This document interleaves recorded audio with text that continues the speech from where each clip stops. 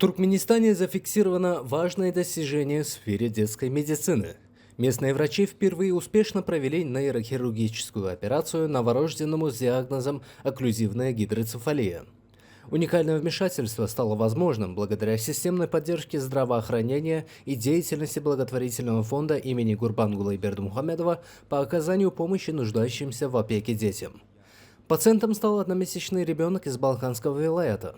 После тщательной диагностики, консультаций и научного обоснования медики приняли решение о проведении оперативного вмешательства.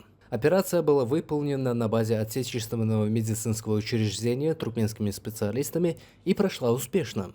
Сегодня состояние малыша оценивается как стабильное. Он спокойно спит, контактирует с родными и уверенно идет на поправку.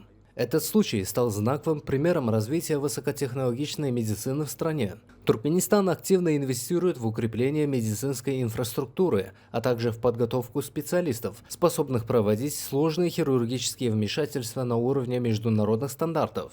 Медицинские инициативы в Туркменистане реализуются в рамках государственной программы «Саглык» и национальной стратегии «Здоровая мать, здоровый ребенок, здоровое будущее». Одним из ключевых партнеров этих усилий выступает благотворительный фонд имени Гурбангулы Бердмухамедова, на средства которого реализуются сложные операции, закупается оборудование и оказывается помощь в лечении тяжелых заболеваний. Фонд также поддерживает международное медицинское сотрудничество. В рамках партнерства с ведущими немецкими клиниками туркменские врачи перенимают опыт в области кардиохирургии, ортопедии и диагностики редких заболеваний.